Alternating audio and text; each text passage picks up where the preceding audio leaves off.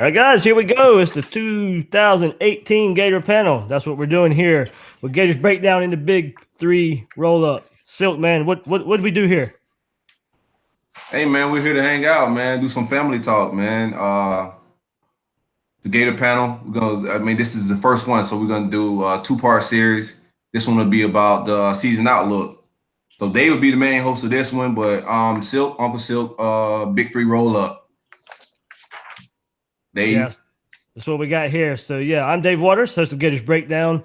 Silkk, he just introduced himself there from the Big 3 roll-up. About a month ago, we came together and came up with the idea of doing this and hey, look, Gator Nation, everybody's excited for the return of Dan Mullen to Gainesville, and we wanted to kick the season off the right way for Gator Nation out there. So I'm going to run down the list of who we have here, and I think Gator Nation should be pretty happy about this. I'll start Zach Abolverdi from GatorBait Magazine, Phil Sikes from Gators Breakdown, Nate Torre from GatorCountry.com, Dan Thompson from GatorCountry.com, and Graham Hall from the Gainesville Sun.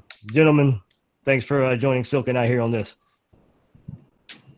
Thanks for having us, guys. Thanks for having us, for sure.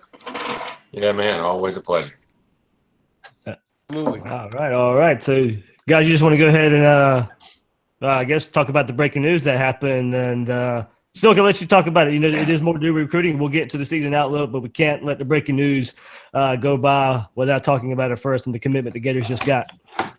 Yeah, we just got a big one, man. The trail's starting to get hot a little bit. We got Diabate Mohammed, elite pass rusher. We got a dog, fellas. That linebacker Corry is getting real good. They're flipping that depth chart real fast, man. Shout out to C-Rob, man. The young fella is recruiting, baby. We got us a recruiter, man. Zach, you want to give us some more about my man, Diabate? Yeah. Nothing. Or Graham, somebody. Yeah, obviously a big-time prospect was on Florida's campus for Friday Night Lights just a couple weeks ago. That was kind of a shocker to me. I didn't see him trending there until the last couple weeks. I guess DeJuan Black deserves a good amount of credit for that one in a way as well, along with C-Rob. They did a lot of work there to get him a guy who, he's from Auburn, Alabama. That you would assume that there's no chance he gets out of there, but Florida got a really good one. I think 24/7 themselves has him as a top 5 linebacker in this class. Nick, what you got on him? Is C-Rob the one doing the most work right now in terms of recruiting from a staff member? It feels that way, but we're going to discuss that tomorrow. Okay. It feels that way, though. I mean, he's doing good. In the beginning of the season, when the staff got put together, I'm not going to say season. When the staff first got put together, I thought that he was probably the weak link just because of inexperience. But, I mean, he's a star on the trail right now. That's something that I've been asking the guys a lot about him and then about Brian Johnson as well, to have young guys. Asked the quarterbacks yesterday, how beneficial is it to have a quarterback coach that has played quarterback for your head coach? And when Dan Mullen says something and it doesn't click to you, is he able to say, okay, well, I've gone through this with him before? And I think with Christian Robinson too, it probably helps in recruiting as well as coaching is, hey, I'll flip on my game tape. It's from 4 years ago, 5 years ago. So I think that's something when you're looking at this staff that it probably helps in recruiting, and it's also helping them on the field too. Go ahead, Zach. This is a huge get for Florida, obviously just because of what it does for their linebacker / DN, numbers now. But anybody that's met that kid and talked to that kid, he's probably one of the most impressive players in the class of 2019. I don't know what his GPA is, but it's through the roof. The guy wants to be, he wants to study medicine. I think he wants to be a doctor of some sort. So he's just the type of guy that you want in your locker room just from that standpoint. And you add how good he is and how much it strengthens now that front seven that Florida's got. You got to feel good about this if you're Todd Grantham, Christian Robinson, and that defensive staff. All right. Enough recruiting for tonight. We'll get on that. That's part 2 of the Gator panel here. So we'll go ahead and start off. Also, first of all, a little disclaimer right here. First time I've been doing a Google Hangout on YouTube with this many people, so there may be a little bit of audio issues till we get some stuff figured out. but we'll get it there. I think we just went through most of everybody. Everybody got a word in. Sounded good for the most part. We're getting it figured out. Here we go, guys. I sent you the rundown, and we kind of have a little bit of topics we want to discuss for this 2018 season. Started off with the key to a successful season. Graham Hall, I'll get you to go first, man. Well, I think that obviously is having a successful quarterback, which Florida hasn't really had in a decade. And a bigger part of that, obviously, is the offensive line, where there is a lot of depth, but 3 position coaches in 3 years. It's a position that has historically underachieved. I mean, you look at last season, number 7 overall in penalties. I mean, Martez Ivy and Jawan Taylor are so hyped, and they were like number 118 out of 129 teams when it came to tackle pairings who were penalized. So if John Hevesy doesn't get some production out of these guys and they don't find a true center, which, no offense to TJ McCoy, it needs to be someone who's taller than 6 feet tall, Florida won't have, as good of an offense as they really could have, which is so unfortunate considering how much skill position talent they really have. Way more than Dan Mullen had at Mississippi State, and he has a better defense right now at Mississippi State. So really, if Florida gets everything together, the sky is the limit. In a way, because the schedule is so favorable, they have all the pieces in a way. They just need to find a quarterback and they need to find a center, and maybe get a little more depth at the center position and on the offensive line as a whole. But I think Florida will finish 9-3 this season, but I could see anywhere from 8 to 10 wins as well. But anything less than, I think, 7 wins is an indictment, or like a loss to Tennessee would pretty much be an indictment and a worst-case scenario in a way. And Dan Mullen's first season at Florida. Dan Thompson, you up next, man.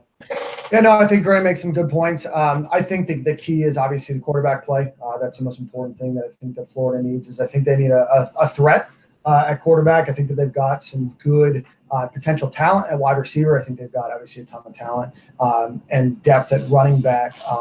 But all of that means not much if you have to rely on only one of those things. So Florida obviously can't rely on just a running back core. They're just going to stack 8 or 9 in the box. And as good as that core of running backs might be, it's not going to be good enough to be able to beat a stacked box all the time. So if they could figure out the quarterback situation and get at least some production and some increased production, even if their total offense is in the 50s or 60s, that's still 100% improvement over last year. I think they also need to focus on special teams. Obviously, they're replacing a kicker and a punter, but just in overall coverage and everything else, they ranked 94th 2 years ago and 104th last year in special teams. So those are 2 areas where if you can stop the other team from being able to flip the field on a punt or on a kickoff, that's going to be huge for that defense, which has a lot of talent on both the back end and the front end, but it's that linebacking core in the middle that's a little suspect. So if you can keep them from advancing, an extra 10, 15, 20 yards on those kickoffs, that's going to be a key to success as well. Bill Sikes. For me, it's all about the rivals. And I know a lot of the younger fans consider LSU one of the chief rivals. And I acknowledge that with the events of recent years. But to me, when you're talking about the chief principal rivals of Florida, it's still Georgia, FSU, and Tennessee. And you got to win 2 of those 3. And listen, I understand FSU's got a talent, but 2 of those 3, Tennessee and FSU, you're facing teams with new coaches just like Florida. Willie Taggart has traditionally been a slow starter. He's got a lot to prove as a head coach. He's going to have a big system change in his offensive philosophy there. I think they could be vulnerable. And, quite frankly, when it comes to FSU, ever since Ron Zook claimed Doak Campbell as Ron Zook Field on his way out and won in 2004, then, was already fired. Urban Meyer came in. Ever since then, the winner of that game has had a higher ranked recruiting class than the loser. So it's going to carry a lot of implications in recruiting and to the psyche of the team and the fan base going into the offseason. And, hey, let's be honest here. After this debacle we saw in Knoxville with Tennessee, I don't care what anybody says. Tennessee has more of a funk on their program than Florida does right now. They've had more adversity when it comes to struggle and just downright Jerry Springer dysfunction around that program. If you come out and lose to a coach they bought at Big Lots in Pruitt in year 1, it's a bad look for Mullen. They have to win that game, and they really need to beat FSU. Uncle Silkk. Yeah, I think for us to have a good season, a productive season, I think it's going to have to rely on the offensive line and the run game. quarterback is what it is. I think Dan Mullen's going to improve the quarterback situation, but we're not going to be able to rely on quarterback. So the offensive line staying healthy and us being able to run the ball is going to take us a long way. And I agree with Bill with the whole the rivals thing. I think Florida State is a must, and I think we have it's a long season, so guys got to stay healthy, but they're vulnerable, like Bill said. I think we beat Tennessee. Georgia is the only one that's up in the air, man. They got a lot of turnover, a lot of new starters and everything, but they're talented. We'll see what Mullen can do, but this is the first season in a long time I felt confident going into the season. Every off season, the last like 5-6 years, man, I've been iffy, nervous. This is the first one where I feel somewhat comfortable and at ease, man. I know at least we'll move the chains. All right, Nick De La Torre, what you got? Key for a successful 2018 season. Yeah, I think I want to go back to Bill's point about Tennessee. I think it's a bad Tennessee team, but from people I've talked to up there in Knoxville, I think Pruitt knows that Florida game specifically has done in the guys before him, and he knows, hey, I might not have a good team, I might not have a bowl eligible team this year, but if I beat Florida, that gives me a lot more rope and a lot more leash with my tenure here. So I expect Tennessee, especially the home game, to throw everything they have at Florida. I think it goes back to Dan's point too. It's going to be quarterback, and to me, from seeing the guys, they're the same guys. Felipe Franks is what we've seen from him.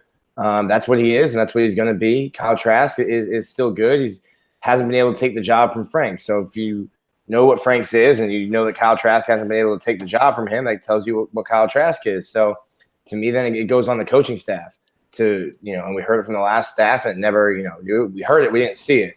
But putting guys in positions to make them successful, and that didn't happen last year with the quarterbacks. But I think the difference this year will be getting Jordan Scarlett back, having Malik Davis, LaMichael P. Ryan, and having that running game that you can lean on. But then it goes to the offensive line and them being able to get a push. So I'd say start with quarterback, and then really, it's going to be how good can that running game be to, make up for the quarterback play. All right, Zach. Uh-oh. Maybe there's the internet problem there. That's crucial. Hey, Nick, let me jump in real quick. Hey, Nick, what do you suppose Florida's going to do at quarterback? And I'm sure we're going to talk about this. But how does the Emory Jones redshirt rule, obviously Kyle Trask not having a lot of or any in-game playing time, how do you think Florida handles that situation? Yeah, I don't think Emory Jones is going to redshirt at all. He's not ready to start. Right. That's just where he is right now. And I know people will point out, a handful of freshmen that have, had some success at the D1 level, but it's really hard to come in and start, especially at a program like Florida, at a school like any school in the SEC. It's going to be right now. I think if season was tomorrow, I think Felipe Franks would be your starter, and you're going to have some packages for Emory Jones. I say similar to how they use Tebow, not in the sense of plays that they use Tebow, because he's obviously not a 6'4", 250-pound battering ram, but in that way where we're going to get him 6 plays, 10 plays, 12 plays a game to have him go in there and mix it up. Yeah, another thing real quick. With the red, I think red shirting is starting to phase out a little bit. Unless the guy's going to be here 5 years, you got him for a fifth-year senior. And then is he any good as a fifth-year senior? Like what good quarterbacks are fifth-year seniors? You know what I'm saying? Maybe only positions like offensive line where there's so much, I guess you're guessing when you look at a guy who's a junior in high school, what's he going to be in 2 years? And it might take everybody got to mature. Yeah. Right. Go ahead, Dave. Yeah. So my key to the season, last year my big word was progress, and we didn't see any in Jim McElwain's third and final season there. So, game 1 to game 12, progress from that first game to that last game against FSU. That's what it constitutes a successful season for me. QB play where we can see tangible steps being made with an improvement on the offensive line where it doesn't look like they're being manhandled every game against an SEC opponent. I think getting off to a good start to the season is a big key. Continue the streak against Kentucky, go get a win versus Tennessee like we've already talked about on Rocky Top. I think a 4-0 start is a must for a successful season. Those games you can set the tone for the rest of the schedule. The rest of the schedule is going to be tough. Those games there are are easier than when you get to this meat of the schedule when you're going against Mississippi State and LSU and Georgia, Missouri, and South Carolina coming up. So, starting out 4-0, I think of it as a must to get some confidence going into the meat of the schedule. Absolutely. That's a really tough. I mean, I think Tennessee has a tougher stretch, but you're right.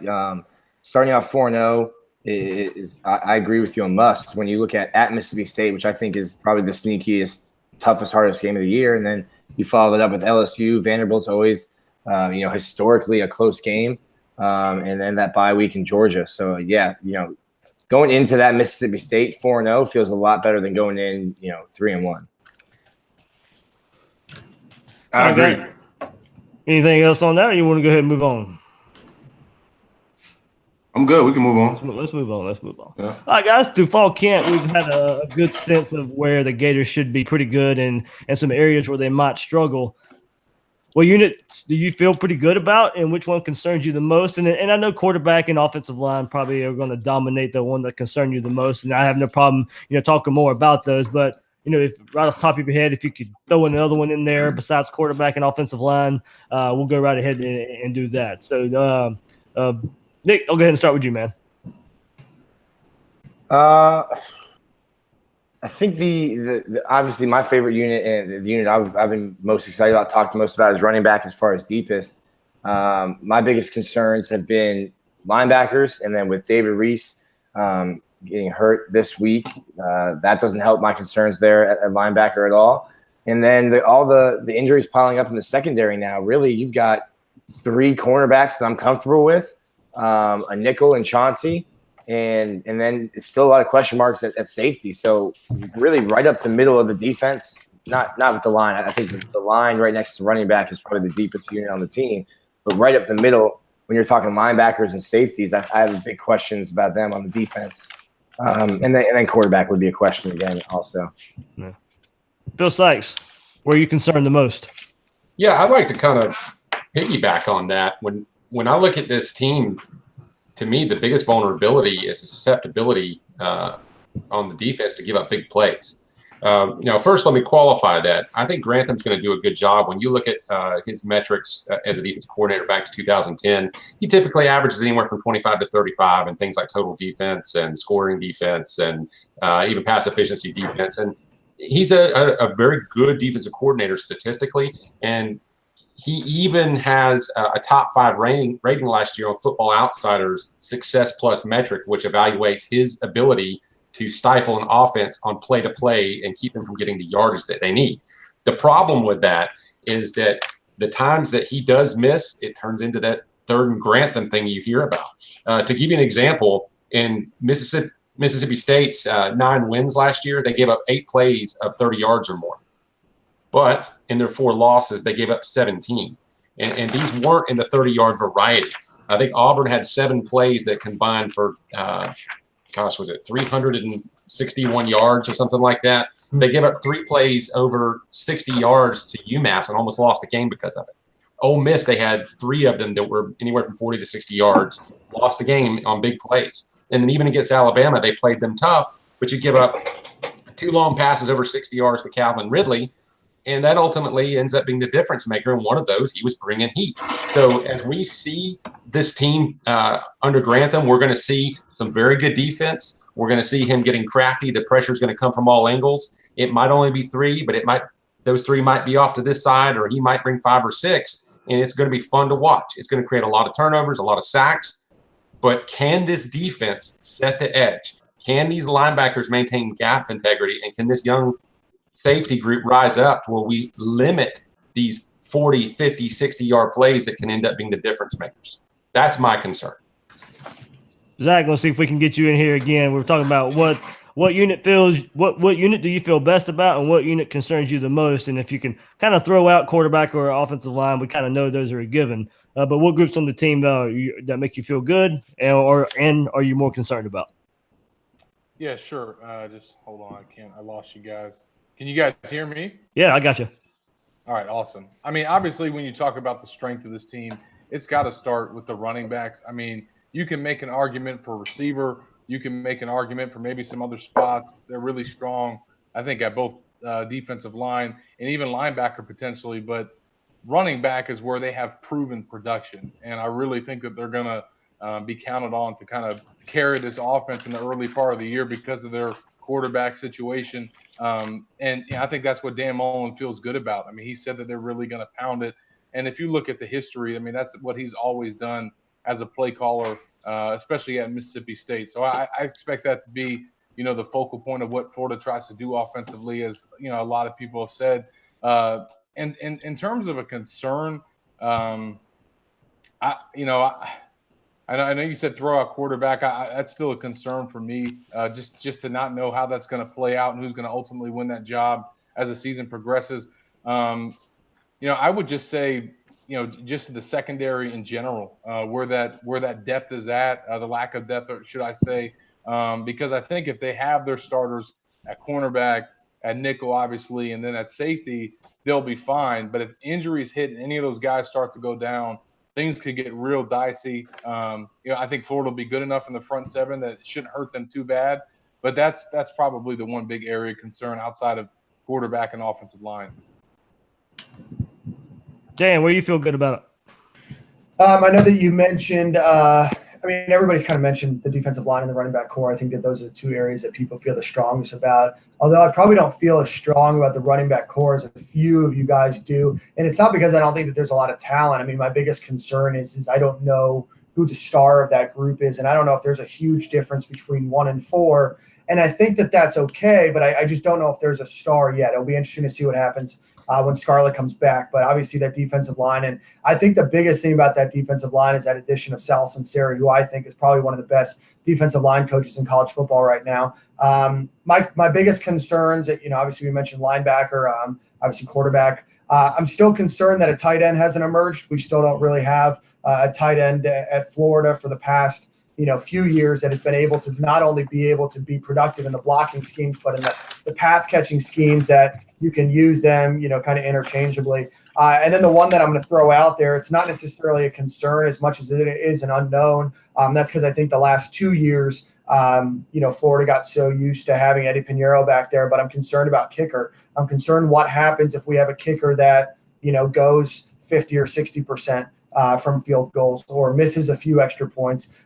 Florida was a few extra field goals or a missed point away from LSU from tying, right? So obviously we know, how important that kicker position is because we saw it right before Pinheiro started. So that's my biggest unknown right now is that kicker position. I know it doesn't seem like a big deal, but that can make or break a lot of things. Graham, what you got? Obviously linebacker depth is very concerning, especially, even before the Reese injury, they were banking on 2 guys, James Houston, who didn't play his senior year due to an injury, and Ventrell Miller, who obviously sat out last year as well. There is talent there that could be good that people have forgotten about. You think about Casey, and then you think about Beauchamp, who has improved in coverage, obviously the biggest problem with him. So that is certainly a big unknown. Obviously, running back is the biggest position that I look at when it comes to depth, but my concern is them not establishing a pecking order of the carries, because we all remember the 4-headed monster or backfield, whatever they called it a few years ago, where, it took them a while to figure out that Scarlett should have been the number 1 back all along, but then you had, Thompson and Cronkrite and all that in there. That situation you absolutely want to avoid. You want to establish a pecking order. So I think that's critical for Florida, but obviously it all comes down to the quarterback, and even if having a game managing quarterback to, get the skill position players in good scenarios is ideal. But Florida, there's too many unknowns right now for me to say that I think that Florida is going to be an amazing team on offense or not be weak in the front seven due to the linebacker depth right now. Yeah, well, I think there's. Oh, sorry, Silkk. Go ahead, buddy. No, go ahead, Bill. Well, there is one other concern to me, and I think this front seven's got some great edge talent, some guys that are very athletic in the line and at the buck position, but can they set the edge? Remember, we're losing Taven Bryan here, who was their pocket collapser. We're losing Jordan Sherritt, who was the primary edge-setting defensive lineman. Can they replace that ability? Because as Sherritt was hurt last year, we saw that ability decline for this front seven. And like I was talking about, if they aren't setting the edge here, and if Beauchamp Joseph flies into a pile this year, you're going to see guys take it to the distance. So we've got to see that they can play in all phases here. against the run and against the pass. And that's a concern for me. That undisciplined play you're talking about, and you just saw it every week, and there was really no answer to it. And I think that could be a concern too. I'm really high on Elijah Conliffe and TJ Slayton in the middle of those. So I don't think Florida will miss Taven Bryan as much when you've got those. So I'm really high on those two guys. Yeah, I think there's a lot of talent in the trenches, man. I think that's one of our strong points. We got a lot of depth. I think we're going to rotate a lot of guys. D-line is really not a concern for me, to be honest. Unless a boatload of injuries start to happen, I'm not terribly concerned about D-line, interior or on the edges. On linebacker, I am. We have issues last year with linebackers. Those guys look suspect in pass coverage and run coverage. We just didn't see a lot of talent from the linebacker position. And I think, for me, I don't think Roschon and Reese is what we need. You know what I'm saying? I think those guys will play, but those guys aren't, to me, SEC linebackers. I don't know if they can cover. With Reese going down, Reese looks a little slow. And all the camp stuff I'm seeing, I'm hearing that Rayshard Jackson and Ventrell are the only ones that look decent in pass coverage. But right now, I would say linebacker is the biggest concern for me. Like Zach was saying, the secondary is talented. Unless we have a lot of injury, guys start to fall off there, then we're in trouble. But that secondary is elite. They got a lot of talent on that back end. We'll see if Chauncey show up to tackle this year. But I think he's gonna have a big year, to be honest with you. The Shrimp is running back, man. We got a lot of horses, man. It's gonna be interesting to see how they hand out the ball and see who get the most touches. But we got a lot of dogs on that back end, man. But yeah, my biggest concern is linebacker and like Dan Thompson said, kicker.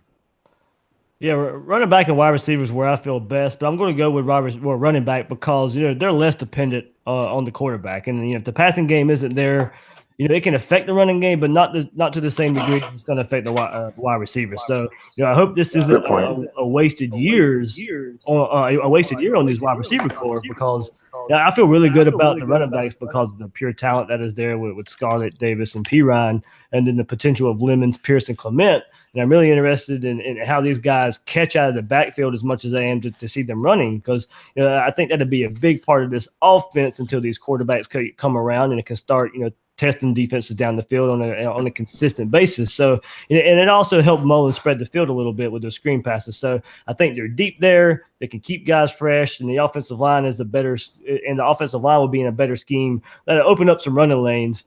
And if I go to the other side, I still think the group that worries me right now is safety, and it has been because of these injuries that have crept up in fall camp so far. Injuries have hit them really hard. Quincy Linton out for the year. Safeties Juwan Taylor, Sean Davis dinged up. You have Taylor, Brad Stewart taking most of the reps. Donovan Steiner, the only real backup right now. They have to get healthy there and need to continue to see development from Steiner and freshman Huggins there. They can play, but they're going to have to grow up fast, and they're going to have to be relied on. I think it helps that they can kind of work their way slowly through the schedule at the beginning of the year, but they'll be needed eventually not to be a huge liability. Absolutely.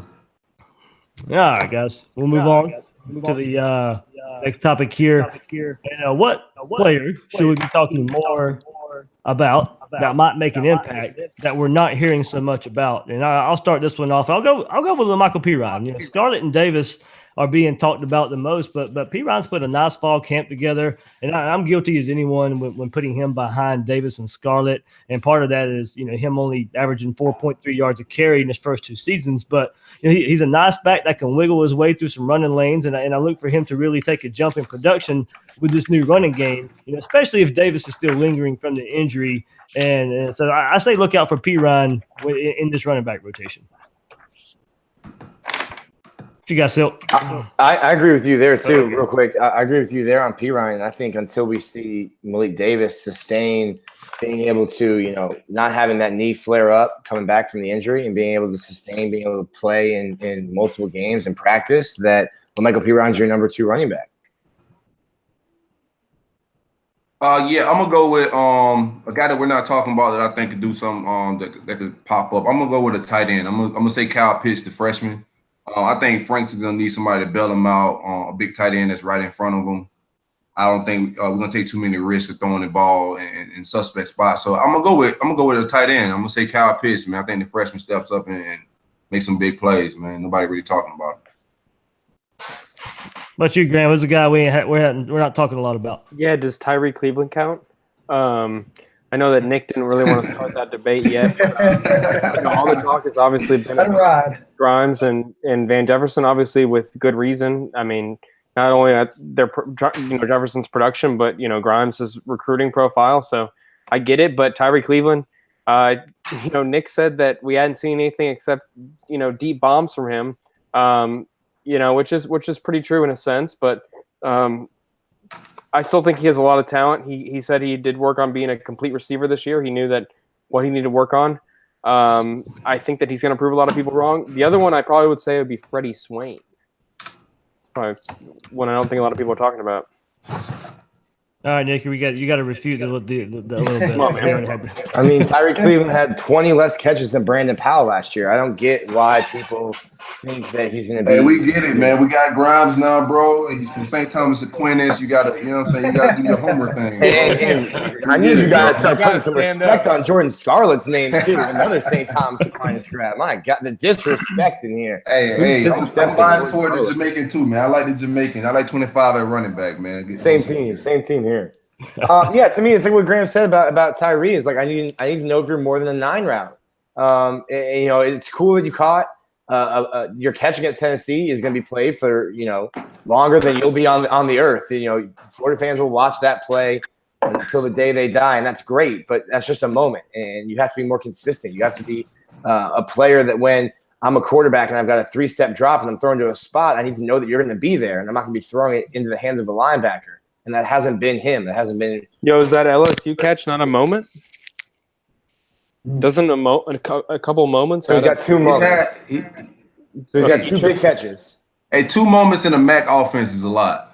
I mean, all the moments we had, right? The same argument that you Jordan Scarlett is, he produced a 1,000-yard rushing season in a Jim McElwain offense.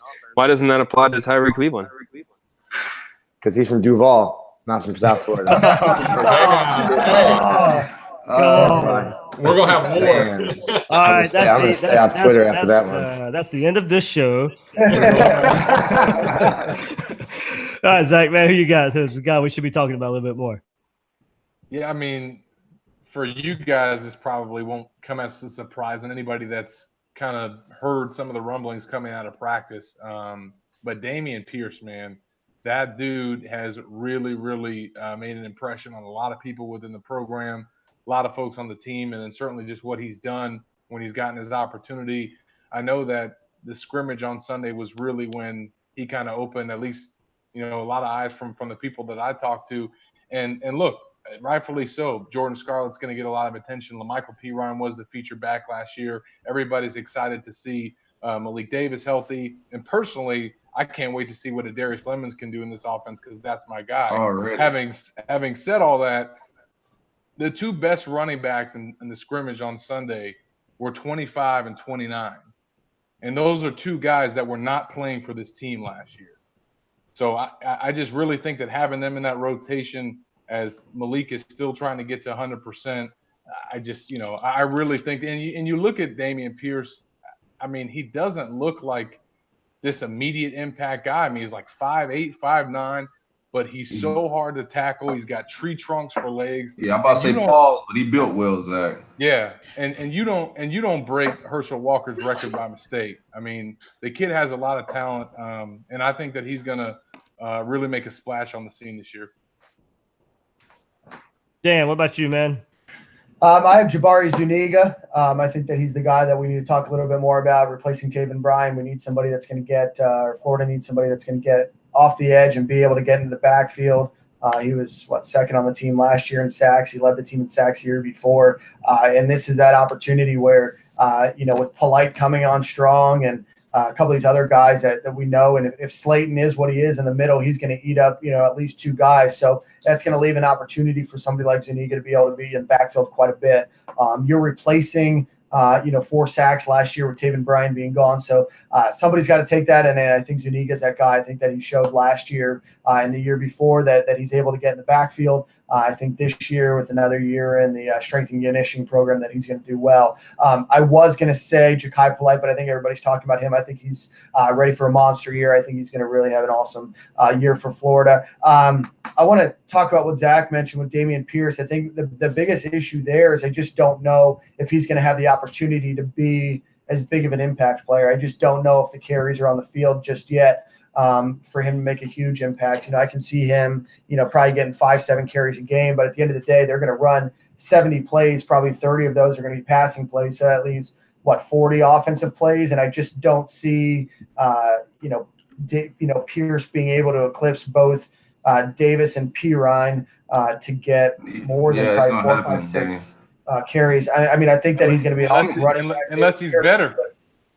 Yeah. Unless he's better. Yeah, I think that's where Lemons gets lost, because I think Pierce is ahead of Lemons already, and then like I already said, I'm still kind of waiting to see on Malik Davis and where his knee is at on a week-to-week basis, and I think Pierce could easily be your third running back. Yo, Ohio State press conference in 5 minutes. Yeah. Fuck Urban. I'm sorry, it's a professional show, bro. I'm sorry, I forgot it's a professional show, man. But yeah, I think yeah, sorry about that, Dave. I think Urban Mike does that to me. I think 29 is gonna skip some people. I think people really underestimate how good this kid is, man. And that's the thing. I think Bama we said somebody that nobody's talking about. I think that he's going to be someone that once you get into the year, everybody's going to be talking about Damien Pierce, but he might only be a guy, like Dan said, that only gets a certain amount of carries a game. But he's going to make the most of his opportunities, and he'll be that guy that all the fans are talking about. He needs to get more carries. There's always that guy every year, and I think that it'll be him. Hey, if I may further that point, and Dan, I thought I saw you on Twitter mention today you were kind of wondering if they might get lost in a committee. And it's an interesting question because they do have so much talent to go around this year. And like somebody said earlier, it's hard to say if there's that much separation between back 1, 2, and 3. Right. We don't know if they have that stud, but Mullen's tendency is to find a guy. Right. He's had 5 1,000-yard rushers in his 9 years and a 900-yard rusher, I believe, at Mississippi State. And I went back and averaged the difference when I saw you did that between running back 1 in yards and running back 2 in each year. And the average separation there, the number 1 back had 2.8 times the yards as the next guy. And it was only 2 times, and it was the first and third Dak Prescott starter years where you saw a little bit more of a committee approach because Dak was chewing up some of the yards on the ground. But other than that, Mullen seems to be a guy that wants to find the guy. And so I think he's going to give every opportunity to Scarlett to seize that. But then again, is Pierce the kind of guy you can't keep off the field? I think that's the question. Oh, good stat there, Bill. So Nick and Graham, you guys are at practice, and there's 2 guys we haven't heard a whole lot from throughout camp: Kadarius Toney and CeCe Jefferson. Is there anything up with those guys as far as Toney? We were really looking at being the guy. Oh, there's an echo there.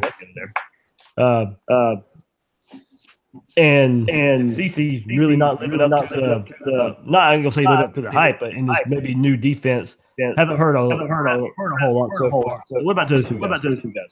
CeCe's just been in a red no contact jersey. They're still bringing him along from his shoulder surgery.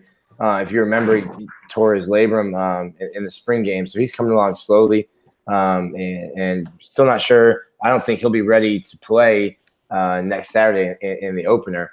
And then Kadarius Toney, he's been fine. He's been in the slot, but I think you also might be preparing to not have him based on his offseason, be preparing to not have him for your first or second game either. Yeah, pretty much. Dre Massey. Yeah. Is he still there? Yeah, Dre Massey. Yeah, he still has a jersey and a helmet and a locker room. If Tony's suspended and Copeland's injured, someone's got to fill him. Van Jefferson can play in the slot. Yeah, I don't think it'll be. I've heard Swain and my man Rick Wells are having good camps as well. Yeah, Rick is, yeah, and I think Josh Hammond is probably someone that gets overlooked because he's not going to make maybe those big flashy plays. But he's a guy that, like I said when I was talking about Tyree Cleveland, when I'm taking a 3-step drop and I'm throwing a timing route, I know Josh Hammond's going to be where he needs to be. And it might not be flashy. It might kind of be like a Lewis Murphy was for Dan Mullen's offense, where he only seemingly showed up on 3rd and 8 to catch a first down. But Josh Hammond's a guy that I think might not light it up, but will be a dependable player for the offense this year. Quick question about Tony. Is he a polished receiver at this point, or is he still a one-trick pony? Like, what do we have out of him this season? What are we expecting? Like Cleveland? What do you think, Graham? I don't think anybody knows. I still haven't seen him, make many catches in traffic or fight through a tackle. Really, I mean, he's we know he has speed and agility, but I haven't seen him do anything as a deep threat. Really, until then, I don't know if he can ever be really a complete receiver. I don't know how much he's worked on his his footwork and his route running and being more than just a slot receiver in that sense. But I mean, he has added 20 pounds nearly of muscle, has been working despite all the, off-season stuff that make you think otherwise. But I do think that until we see, him in a real game and see how he's used, it was hard to gauge Tony last year at this time also. People knew he was talented, but it was hard to gauge in practice how he was doing. And then he goes out in the game and looks great, looks dynamic. So maybe we'll be changed. Our minds will be changed. I don't know.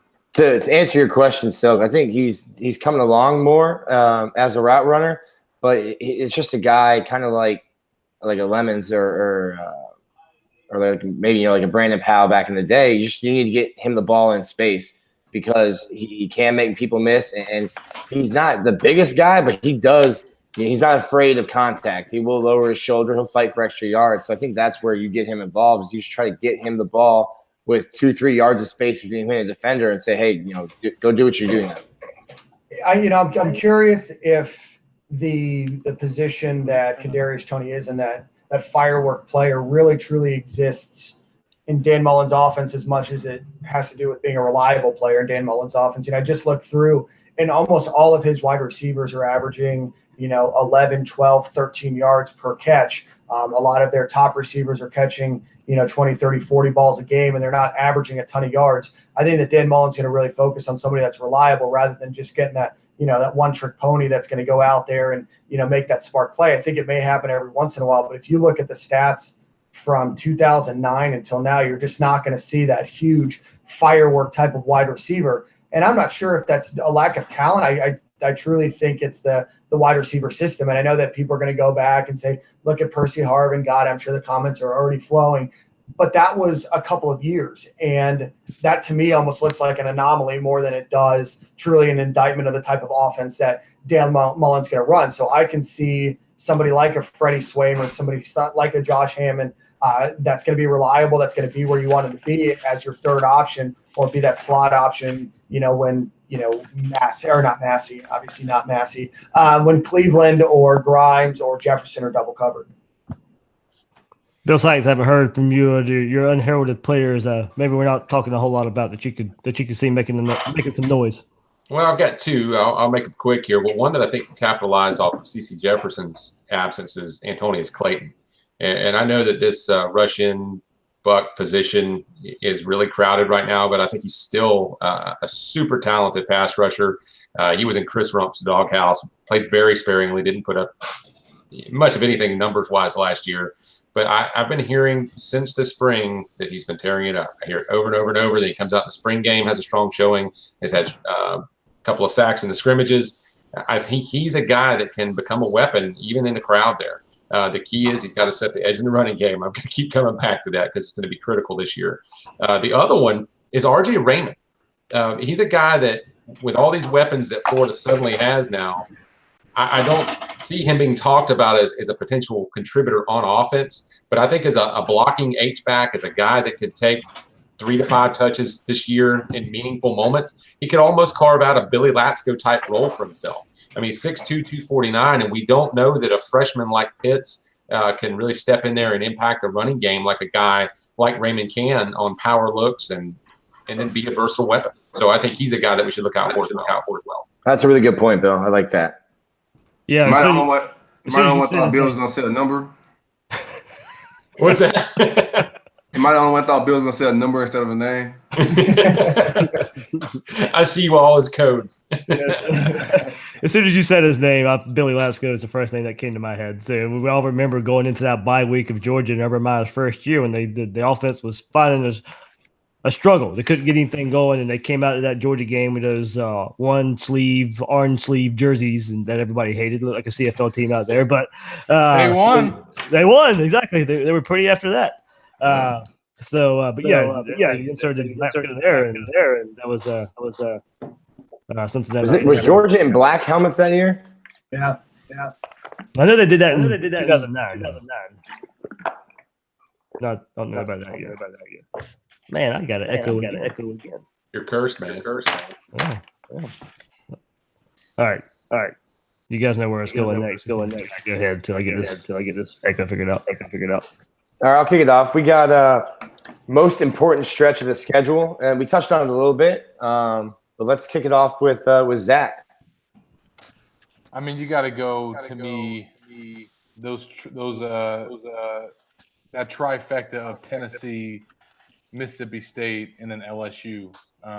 Obviously, that test in Knoxville is really, we're going to find out a lot about this football team and what they're going to be capable of in their SEC slate. But I mean, to me, I think that the season's going to come down to 3 games. It's going to come down to the Mississippi State game, the Georgia game, and the FSU in terms of where Florida's going to be favored and where they're at going into the game. I think that they're going to be favored to beat Tennessee. I think that they'll be favored if they can beat the Bulldogs to beat LSU. But so much is going to hinge on that trip to Starkville. If they lose that game to Dan Mullen's former school, that plane ride back from Starkville is just going to be a really tough one. And then you got to come back home that next week and face LSU. It could be a snowball effect potentially. On the flip side, if you get a win at Tennessee and then you go on the road to Starkville and you find a way to get the W, that plane ride home is going to be a totally different deal. And I just think that it could be momentum for that team. Everyone knows how big that LSU weekend is going to be, not just for recruiting, but for the program. The 08 team is getting, honored. And if the Gators find a way to beat the Tigers, avenge last year's loss, again, those 3 games right there, I think are going to decide kind of where the season goes for the Gators. I'll hop in. I think that's the toughest part. But for me, I think the most important stretch of this schedule is the Georgia, Missouri, South Carolina, because that's 3 SEC East teams in a row. You're going to be coming off some tough games. You have Vanderbilt and then a bye week. And then you hit Georgia, who's going to probably be in the top 5 in the country. You have Missouri, who probably has one of the best quarterbacks in college football throwing the ball. And then you have South Carolina, who's a decently improved team that obviously has a great defense, and if Florida can't put it together on offense, and they're going to have to struggle again against that Will Muschamp defense. So I think that that's an important schedule, because if they can come out of that Tennessee, Mississippi State, LSU 2-1, 3-0, I think they win at least 2 of those games, and then they beat Vanderbilt. That if they lose to Georgia, they're still doing well on the season. So I think them being able to then bounce back and beat Missouri and then beat South Carolina going into playing Idaho, that puts them in a really good position to be, even if they don't win the SEC East, maybe, a 8, 9, 10 win potentially team. Yeah, I'll go next. I'm going to say the stretch between starting with Mississippi State, just because the SEC West teams. And we don't play Mississippi State that often, so it's a little bit unfamiliar, man, with them. So I'm going to go with those West teams. I think if we could beat those 2 and head into the rest of the season undefeated, I think that would be huge. You know what I'm saying? But we'll see, man. I'm not afraid of Tennessee or Vanderbilt. Those games just never scare me. Even when they're close, we just win those games. But heading out west to Mississippi State and playing LSU is always tricky, man. So I'm going to say that stretch right there, man.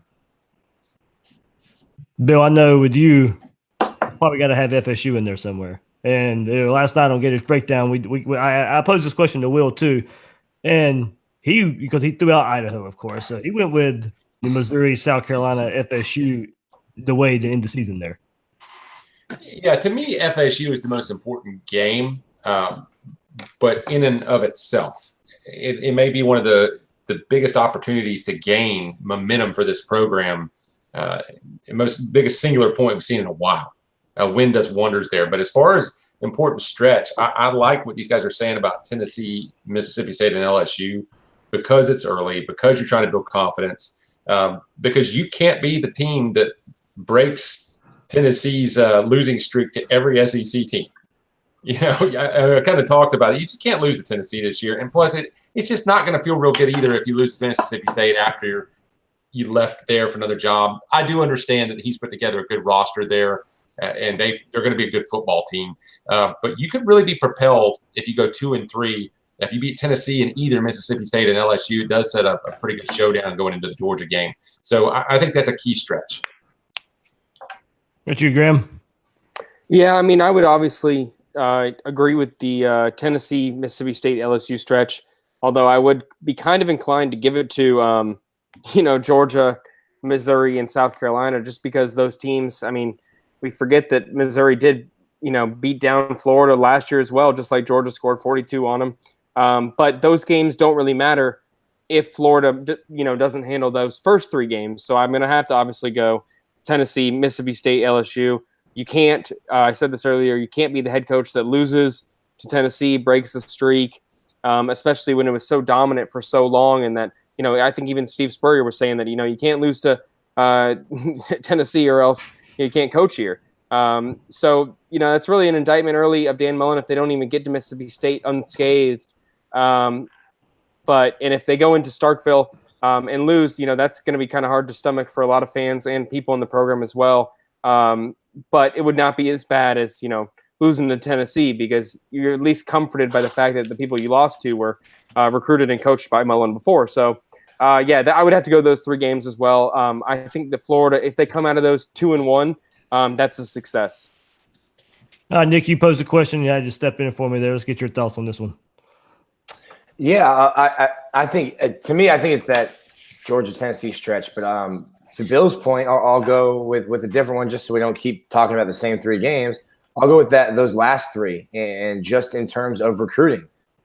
Even when Florida was going to back-to-back SEC championships, the end was so bad and so hard to watch, where you're struggling to win games by 3, getting blown out by Florida State, getting blown out by Alabama, and you're not going into the offseason with any kind of momentum. So I think if you can end the season with some momentum, beat FSU and that losing streak, it kind of sets you up for recruiting and sets you up for the offseason, even if you've struggled in those first couple, in the first 2 months of the season. All right, sounds good there. And so I posed some questions to you guys just right here quickly, and Dan responded with, and I like this a lot. How do you rotate the running backs? And I probably had more, besides quarterback, I probably had more conversations on Twitter dealing with this and who's the better running back, who's the number one. Because I'm a big Malik Davis fan. That injury does scare me. The way he came onto the scene last year, he's been the only proven back who can consistently hit the home run threat. Before he got injured last year, the Tennessee game, before he fumbled at the goal line, but that was a big run. Could have completely taken that game out of any style of Tennessee coming back like they did. He scores there. That game's over from that point on. Puts the Vanderbilt game away a couple weeks later. He was just the playmaker that Florida at the running back position hasn't seen in quite some time. Jordan Scarlett, I was big on him coming out of high school. I thought he'd be the Trent Richardson at Florida, at what he was when Jim McElwain had Trent Richardson. I thought that's what Jordan Scarlett would be when he's come in. The offense never really took off. I think he's faced stack box after stack box. But the reason I went with Malik Davis was because he was facing those same stack boxes. The offensive line didn't change a whole lot, and he was able to do just a bit more. If he's fully healthy, Malik Davis is still my number one. But it's a 1A, 1B between Davis and Scarlett. I just mentioned a while ago how I usually put P. Ryan third, but how I think he could be kind of the breakout player as well. So those top three really stand out to me. I think it's kind of tough behind those guys. I was a huge fan of Damien Pierce. He was my favorite recruit this last class, so I hope he gets a whole lot of carries as well. But if it's me, it's Davis, Scarlett, P. Ryan, and then the rest I just have to figure out. What about you, Zach? Yeah, I mean, it's interesting because I kind of feel like it may not even matter because they're going to do a lot of two-back sets. And they're going to rotate those guys in there a lot. I think that you'll probably see Scarlett and Ryan or Davis on the field the most. But I think that they're going to keep rolling those guys in there. You're going to have, I think, you want to get them to a point where you can really pound on them through the game. And then if you're bringing fresh legs in there, or a guy like Damien Pierce that's coming in as this bowling ball in the third quarter when the defense is worn out, they're going to really be in a good spot. But at the same time, you don't want to try and get into a situation where they were trying to do like they did in 2015 or 16, and they were trying to do this four-headed monster, and it never worked. I think that Scarlett is clearly the alpha dog. Everybody in the running back room knows it. They look up to him not just as the running back and the starter on the field, but they kind of follow his lead off the field as well. So I mean, he's clearly the guy. I think again, he didn't play last year, and I can only think of what he would have done in 2016 had he been the feature back from the start of the season, and they not try to do this running back by committee and he would have had 1,000-yard year back in that season. So I think he's a stud. I think he should be in the NFL right now, and it's going to be hard to take the ball out of his hands. I think when they do, it's going to be when they're in two back sets or they're just trying to keep those legs fresh. I think that's a really good point, and I think that the opportunity that's there is to let Scarlett carry the load, but use Davis as a kind of lightning to his thunder as a change of pace. I think they're going to have a nice mix of zone and power looks, and I like the way Scarlett sifts through traffic. I think what they're going to do with this offense and the way they get linemen moving and try to avoid having to ask their offensive linemen to hit a guy head on and move him. I think they're going to have those creases that Dan Mullen's offense provides, and I think that Scarlett's a perfect back for that. But I think if you do roll out Davis in that change of pace, or maybe even Pierce as more of a punch change of pace, I think that could really catch defenses off guard, and they could be very successful. Yeah, I personally think so too. I think Scarlett's the head guy. I'm with Zach on that. I think he's the alpha dog in that room. He breaks a lot of tackles, dog. It's hard to not like Scarlett, man. He wasn't did any justice in Mac's offense. Every time he got hot, they took him out of the game. I think it was some doghouse stuff involved with that as well. It was the Vanderbilt game, I think, in 2016, where it was the worst. Like, he was clearly the best back in that game, and they kept taking him off the field. Absolutely. So and I don't know. They're not going to do that this year. When he's out there and he's hot like that, they're going to ride him until he says, "Take me out." They kind of sharked him. Yeah, and you should. I mean, he's a guy that's going to make something out of nothing. He can break tackles. I think Malik's that guy too. I think Malik can find creases. His vision's a little better than Scarlett's, and he can find some creases as well. But I mean, it's 1A, 1B, man. I think both of those guys are very talented, and both will play in the NFL and have decent careers, barring any injury. So you can roll 4 or 5 guys out there, man, and get good production, man. So I think that's going to be key, man. Relying on those backs. Dan, I'll let you go next, and where you're going with this, but I'll let you kind of answer this question too. Is this running back core good enough to make this a successful season with this team? Not entirely. I'm going to answer your second question first, and then your first one. I don't think they're entirely good enough to be a team that you can only rely on the running backs and be successful. I think that they're going to be a huge part of that success, and I think that the team can win probably 5 or 6 games just running backs alone. But I think that you need to have a better quarterback situation, or people are just going to stack 8, 9 people in the box, and they're just going to really limit what Florida can do. They have a ton of talent, but I'm just not sure it's talented enough to be able to put everything on their shoulders. So the answer to your questions, I think, is no. And if anybody disagrees, I'd be more than happy to chat with you about that. But what I'm most curious about is how that running back core works. It just ran through as you guys were talking. This is going to be the first year, likely, since 2013 with Dan Mullen that he's not going to have a quarterback that ranks in his top 2 in rush yards. That's a huge change in difference in offensive philosophy, because I don't think they're going to roll Felipe Franks out there or Kyle Trask or Emory Jones, whoever plays for that many rushing yards. So this is going to be the first year that he's going to probably use really a true stable of running backs to lead his entire running back core. So I think Scarlett's going to probably get 50 to 55% of your carries, and then I think the rest are kind of split down. And to be frank with you, I think it probably matters those first 3 games of the year, who's going to get those most amount of carries, because you can't keep splitting amongst potentially Scarlett, Pirine, Davis, Pierce, Lemons. I'm not sure where Iverson Clement fits in. I'm not sure that he does. And then I'm also curious how important pass catching is out of that backfield, because Florida didn't really use the running backs as pass catchers in the last couple seasons. Dan Mullen hasn't really used them, but that could be a wrinkle in his offense. The fact that he doesn't have a running quarterback this year outside of Emory Jones, to see if that's a wrinkle that he puts in. So I'm intrigued by the talent that's there. I think that they're probably one of the deepest, if not the deepest, running back team in college football. I'm just not sure that they have that number one talent where they can rely solely on that. Yeah, but I think having a running back depth chart like that opens up the pass game, because you can play action off of that. I mean, teams are going to start loading the box when those guys start breaking big runs, man. And then you get a lot of one-on-one matchups with guys like Trayvon Grimes and Van Jefferson, bro. And ain't many corners in college football can guard those guys one-on-one, man. So I think the running game is the key, because it opens up the pass game. And you're going to get a lot of one-on-one matchups on the outside. Right, but that's assuming that they have a passing game, right? I mean, you throw it off for grabs if it's one-on-one with those two guys, bro. I mean, I don't care who at quarterback. Throw it up and see what Grimes and Van could do, baby. Yeah, I'm just not sure if they're going to stack that box 8 or 9 deep, even if you try to do that play action run. I'm not sure that Franks is going to be able to get the ball off quick enough to be able to get it to those open guys, especially if those guys, aren't as polished as we like to think that they are.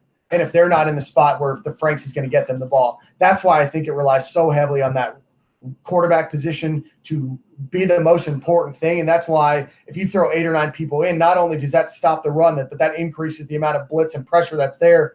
And there's nothing that Felipe Franks has shown me in all of the games that he played last year that he can play well, when the pass rush is that heavy. Yeah, we'll come back in November and replay that Silkk. It doesn't matter who's throwing the ball. Just throw it up. We'll see how it's one-on-one. If it's one-on-one with Trayvon Grimes and Van Jefferson, I fully believe that, baby. Like, let's figure this out, bro. It's a 50-50 ball. I like my guy. Go ahead, Nick.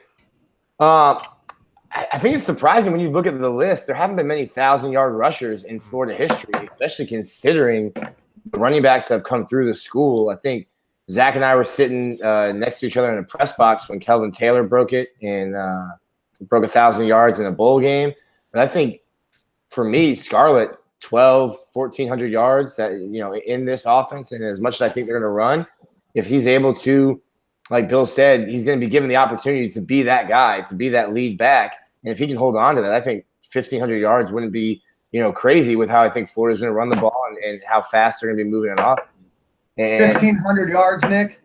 Dan, this is going to be a 90 to 10 run to pass ratio. He's going to get 40 carries a game. I bet if he was from Cardinal Gibbons, you think 4 yards. If he was from Cardinal Gibbons, he wouldn't be on the team, Dan. In 2009 at Mississippi State, Mullen had Anthony Dixon, who rushed for just a hair under 1,400 yards. And that was partially because he didn't have that quarterback to take up, 700, 800 yards average a year. They're going to hand the ball off. Absolutely. Absolutely. I mean, as they should. I mean, you got a backfield like that with suspect quarterback play. You better hand the ball off. I mean, a lot of this stuff is just common sense stuff, man. Now, I will say this, though. If Franks can prove that he can at least make defenses account a little bit for him, numbers-wise, in the running game, and really in the passing game, too, to slow down the pass rush, it's going to help both phases. Just a little bit. Though, I feel bad for LaMichael P. Ryan.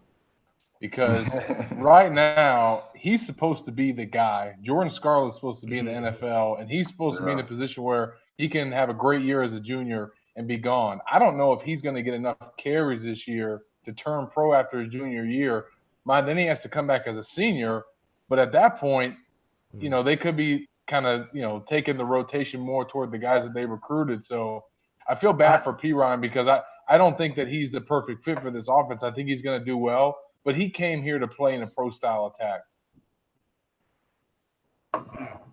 Man, that was the player I picked to make a name for himself, Zach. Dang, man. No. That's the thing is I still think he's going to be productive. Yeah. But if Scarlett doesn't miss last year, This is his year to really show out and shine. Yeah. And, now because Scarlett's back, he's going to get all those carries that Perine should have got.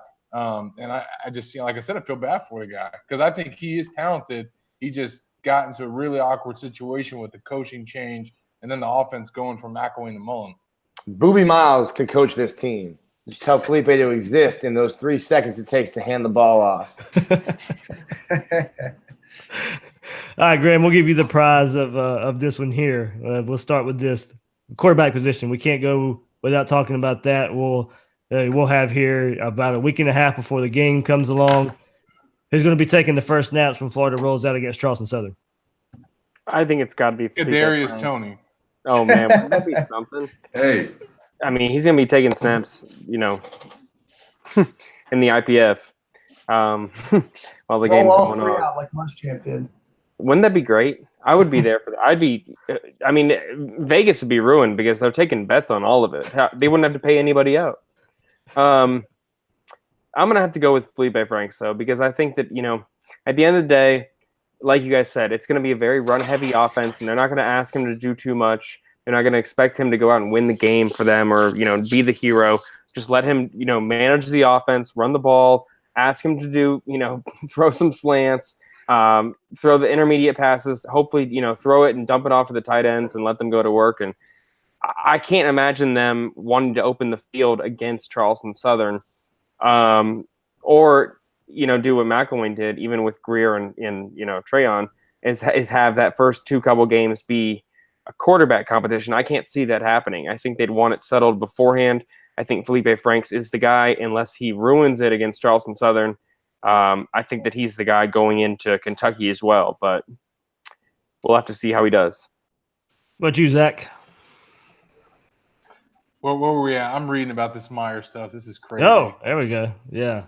I got what would you ask? Quarterback. So sorry to draw your attention away from the show you're on. Listen, man. This stuff out of Columbus is crazy. They're wild. They're idiots. Pick a quarterback. Yeah. No, I think Franks is going to start. I think that they'll play Trask as often as they can when the situation presents itself in the first couple games. But I believe Dan Mullen when he says that when he announces that guy, he wants him to take it and run with it. And he's going to give Felipe every opportunity, just like he's been giving him every opportunity in fall camp to take the job and run with it. The reason that he hasn't is because of his play and also because of Kyle Trask. He keeps doing enough good things here or there to give the coaches something to think about, to give the coaches something else to consider. And, all the things that Felipe, not all the things, but some things that Felipe struggles with, those are Kyle's strengths. And the opposite can be said, Felipe can throw the ball, 100 yards, and arm strength is one of Trask's, flaws. So I just think it's going to have to play out on the field. I think they want Felipe to be the guy just because of his leadership qualities and the fact that he's got the experience. But that's how I see it playing out. Emory Jones is going to be Tim Tebow 2006. I mean, I don't think that they'll redshirt him because he is a weapon as a runner based on everything I've been told. And I don't think Mullen's and Brian Johnson are wanting to get him in a situation where when he's taken over either as a starter or in a significant role, that it's his first time getting real experience. I think that they're going to season and sprinkle him in throughout the season to try and get him ready for eventually the point that he can try and take that job. Is there anyone who thinks Kyle Trask will start game one? I don't think he will start game one, but I think he should start game one. I think that you've seen what you get from Felipe, and other than Trask, Silkk. other than listen, I don't understand why everyone's come back around on Felipe. I had to like ignore Twitter during games because it was a witch hunt last year, and all of a sudden, you go 3-4 months without a game. It's like, Felipe's gonna tote the rock. He's gonna be running. He's gonna run for 500 yards this year and throw for 3,000. It's like, no, he's still the same quarterback. He's still the guy. But the last time Kyle Trask played in a game, you didn't have gray hair. I had gray hair in high school. He was playing Pop Warner. I got Franks, man. And it's really not like a preference, man. Like, I don't think either guy is going to be lights out, and we're gonna be able to depend on him like that, man. I just think Franks is more talented, bro. I mean, Mullen got to put him in a situation where he's good at, maybe cut the field in half on some reads, and just simplify a lot of things for him. But I just never seen Trask under the big lights. Could he change our mind on game one playing Charleston Southern? Probably. He probably hit some passes and be accurate and move the chains. That can happen. But I'm talking game one, sending somebody out there to be the starter and the leader of the team. It's gonna be Franks. So what's he good at? If you're the coach and you're saying I'm looking for stuff that he's good at to put him in that situation, what's he good at? I'm just a fan, Nick. I'm not a quarterback guru. I think he's good at the deep ball. I think if you give him less read, he's good when you don't give him a lot of reads. And man, that comes from scheming guys open. You don't want Franks dropping back and reading the defense, man. You want to have him kind of just pretty much just tell him where to go with the ball, man. I didn't see a lot from the MAC era of like you see in college football when guys get to the line of scrimmage and they'll do a fake cadence, then look to the sideline and get another play.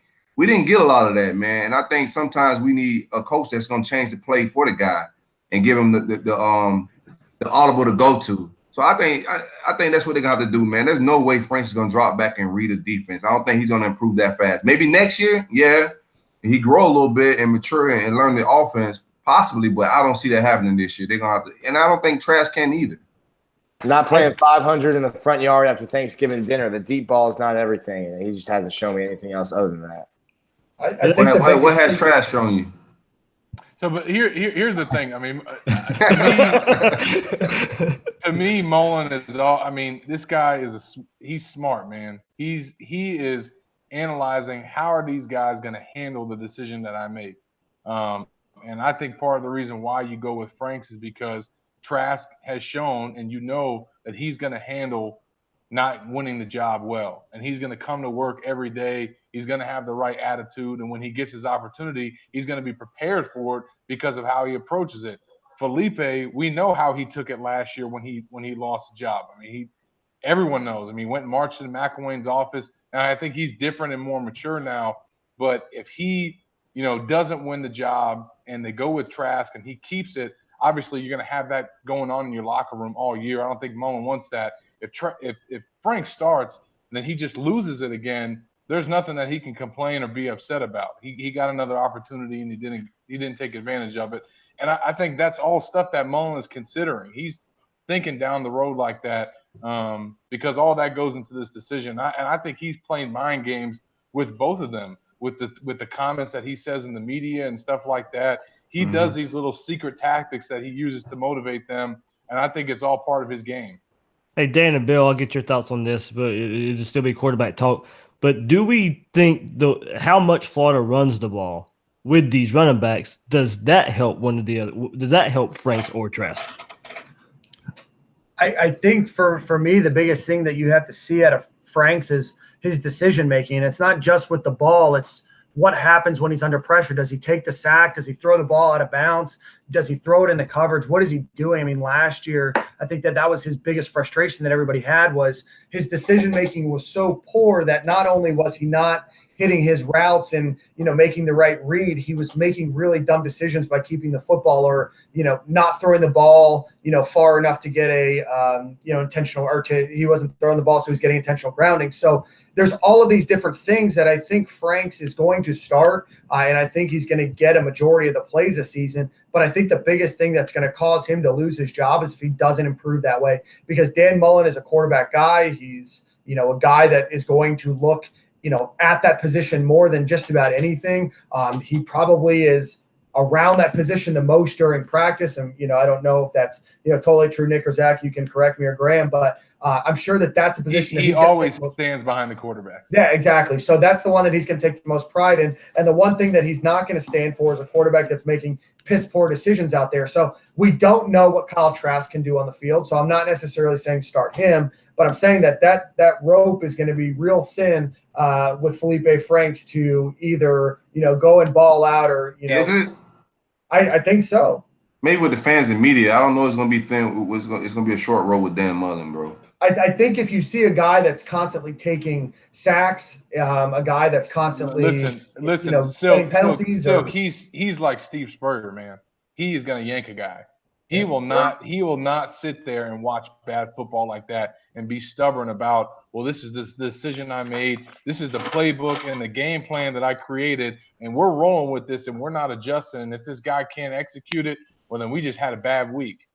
Mullen's not going to think like that. Mullen is not. He's going to pull him out. He's going to put another guy in. He's going to draw up some plays in the dirt and say, let's go figure something else out. That's his attitude as a coach, and that's what good coaches do. I'm fine with that, but my thing is with Spurrier, the guys Spurrier replaced him with was his guys that kind of knew his game. I mean, you put in trash can. If he mess up, then what? You throw Emory in.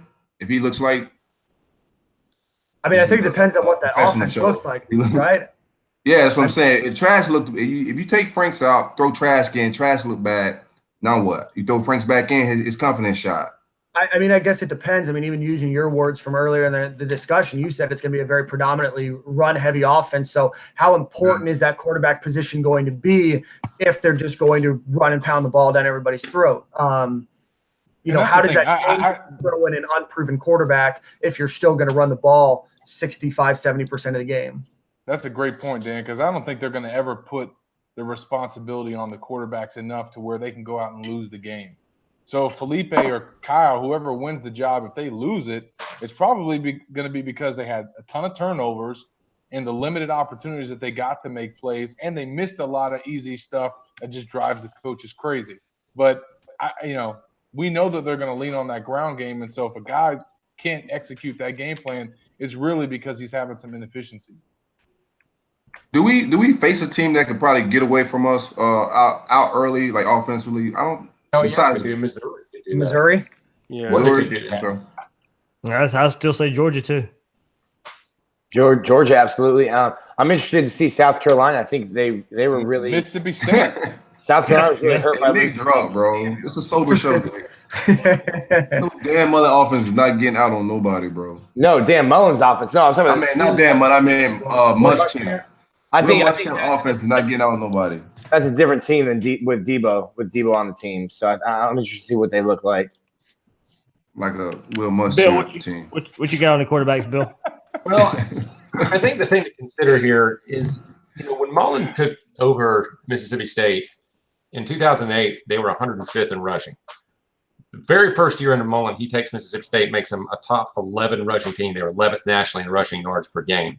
That's huge. Okay, we got numbers, baby. But here's the public service announcement, okay? And fans are all expecting this quarterback turnaround, but Mullen didn't have a passing yards per game offense better than 86 until his fourth year, okay? So could it happen?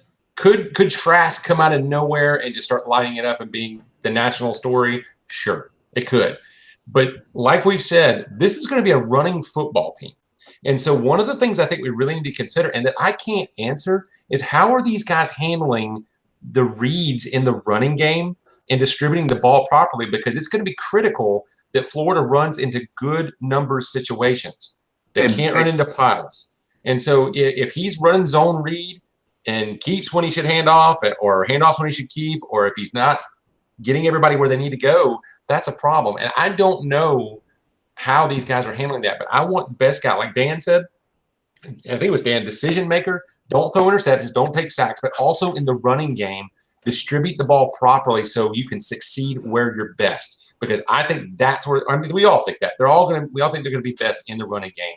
So the guy that can make that happen is the guy I want. Back to your, hold on one second. Back to your numbers thing with the rushing. I mean, the rushing offense, you say he got to 11. I'll take the production he had with like a Tyler Russell, man. Like, I don't know what they were ranked when they had him, but he passed for like 2,900 yards, bro. So if that's what we're going to get and be ranked 86, I definitely would take an 86 ranked passing offense. If he's going to give me 2,900 yards, I'll take that every year. I don't think that was Russell that year. Russell was actually, he was that fourth year. They were 54th in passing efficiency. I think they had Lee the first year. It was Lee, and Chris Ralph was the rusher. You guys were talking earlier about having that complimentary guy. But Tyler Russell was 2012. Yeah. So you guys who've been scrimmaging and the practice and stuff, One thing we haven't heard a lot about is Franks and Trask running in, whether in the 11-on-11 situations. We've seen when they line up 3-on-3 and then the quarterback can, make his way through that. But when it's 11-on-11 in these scrimmages and ending practice, have we heard a lot of how Felipe Franks or Kyle Trask handled the running part of Dan Mullen's offense? We haven't heard too much about it, but from what we've seen, they haven't really designed too many run plays around for both of them. It's more of a we may need you to escape the pocket and take off if we need you. But maybe Nick has seen some things I haven't seen, but I haven't seen any design run plays for either quarterback. Yeah, these aren't guys that you're going to be designing to run the ball 10, 15 times a game on their own. I think what Dan was asking from and what he's seeing is that they're willing to do it, though. And it just becomes you have to make that a habit of plays breaking down, or my one read's not there, my two read's not there, just go. Don't sit here and take a sack, just go. And I think they're getting that willingness to run. And they both are big now. Trask is 6'5", 240. Franks is 6'6", 240. These are big guys, and they'll hold up to that. It's tough to see in practice. I know I had a video of Trask running over Jeremiah Moon, but nobody wants to be the guy that hurts the quarterback in practice. So he's probably not going full speed. But just that little clip shows you the willingness to lower their shoulder and try to get some extra yards. What about you, Zach? You've been around it a little bit too. So are we looking at what five design runs maybe just to keep the defense honest? I mean, look, Mullen even got rushing production out of Chris Leak. So he's going to ask his quarterback to run the ball. I think that those guys are both more athletic and capable than Chris Leak was. So if one of those guys can give like an Alabama 06 performance every week, give them like a big run here or there for a first down, keep the defense honest when they're doing the option and they're doing the run POs, because that's where Trask and Franks are at in terms of their ability. Jones, on the other hand, he is the real deal, man. I was told by people that he's going to get on the field just because of that, because he's a weapon with the ball in his hands. He can't make any of the all the throws at all yet. He's still got a ways to go with that. And I think people knew that and realized that when they saw his performance at the Under Armour All-America Week, which is fine. Mullen will continue to work with him there. But if you can have a guy come in, get the experience, you're getting his feet wet, you're preparing him for the future, and you're taking some of that running responsibility off of Franks and or Trask, I think it's a win-win situation for Florida, and I think that's what he's going to do. He did it in his first year at Mississippi State. He did it here at Florida, and I think he's going to do it with Jones and Franks. One more thing that was brought up, tight ends, how that gets figured out. Is that Deontay Lewis, the guy coming in, the senior who can lead this group, or Lucas Kroll comes in and as who's the hot shot, JUCO transfer, had been a while since he's played football. Can he be a guy that can be at least maybe the red zone threat when Florida gets down there? He's looked like a pitcher trying to catch footballs. Okay, that ain't good. I don't think that's good. I heard he's a guy. I heard he's athletic. He's just adjusting back to the game of football. But I'm just gonna go with. I'm not a believer in Deontay. Won't be long. I don't know problems. But I'm not a believer in him. I don't know if he's frying pan. He's slender, but he's not fast for being slender. Like most smaller tight ends, like skinnier tight ends they look faster. I don't think he's a very fast guy. He has suspect hands. I'm just gonna go with Kyle Pitts because I just think he's just gonna be able to stretch the field better and make plays, man.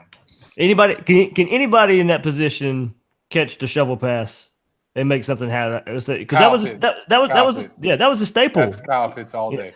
Yeah, I'm trying to tell you, man. That staple. We all remember it going that 08-09 season. Is there anybody besides Kyle? I think Crew could do it because he's a big, fast dude, but he hasn't played football in a while, so I wouldn't put that on. He can't move like Kyle Pitts. They're totally different players. Yeah. Because of his size, though, do they try it? They might, but I like Deontay. Look, anybody that grabs a frying pan during a fight, that's who I want blocking in the trenches and playing tight end. And look, I think he's got a point to prove. I didn't realize this until I was kind of doing a story this week for the magazine that he was their starter. Like he started every game last year at tight end. It wasn't Goolsby, even though he ended up with more catches. He's been in the moments. I just think he's been waiting for an opportunity to, number one, get coached up. I mean, everyone can dog Ciante and even Goolsby all they want. They didn't get coached. Had Nord, baby. You know, I mean, so now you got not only an upgrade with Larry Scott, but you got a staff that wanted Ciante Lewis in high school. They offered him and really want him bad. So I think that I don't expect a breakout year from him, but he'll be the leader of that group. He'll set the tone for them, and they'll have Pitts contribute, Corry contribute, and they got a lot of depth there. They're in a really good spot after tight end was kind of looking scary a couple seasons ago. Wow, look, it's kind of funny how slept on and ignored Kamari Gamble really is. Slept on. Yeah, I mean, he's a non-factor. Former 4-star tight end. Yeah. You got to put it on the field, man. You're stars when you're on campus. You got That's just out the window. Sure. I don't know what they're going to do. I mean, I think just by default they have to be drastically improved just because Greg Nord's not coaching him anymore. I mean, Larry Scott's a great coach. Don't get me wrong, but Greg Nord was so bad that literally anybody else could have coached tight ends and done a better job this season. You know, I like Ciante. I think that he's been somewhat reliable. I think he's a great blocker, which is kind of surprising. Reliable, bro. You can't catch. Yeah, but that's the thing. I mean, outside of Pitts, who hasn't played a snap yet, you know, Gamble, we don't know. We heard great things about him last offseason. We don't know. Morrill Stevens, you know, this is his redshirt senior year. He's done very little. Dante Lang, you know, he's probably going to be kind of your blocker, your 6th offensive line guy if he makes the field. Ciante Lewis and then Lucas Kroll. So I don't know. At some point, somebody's got to play, and I don't know, you know, if it's Pitt's awesome, but there's got to be somebody else too. And Ciante Lewis is obviously going to play. So then who is it after that, if there is another person? Because tight end is a big role in Mullen's offense. Now listen, this is school night and it's 9:30, so I don't think we got any kids watching this. But I got to tell the Nord story. Nick might have been at practice for this. I'm here for Nord stories, baby. This is like the first spring or whenever it was that he was in camp and we got to be around him. And he was out. I don't even know who he was coaching. Oh, yeah, I know this. He was coaching up somebody, and he just you know, they were doing some drill, and he was trying to teach him a certain technique, and the kid just couldn't do it. And he just unloaded on the guy, just singled him out, cussed all over him, and just gave him the most specific instructions that he could so the kid could get it right in the drill. He lines up in the drill again, goes to do it, screws up again, and Nord goes, "Well, dip me in shit."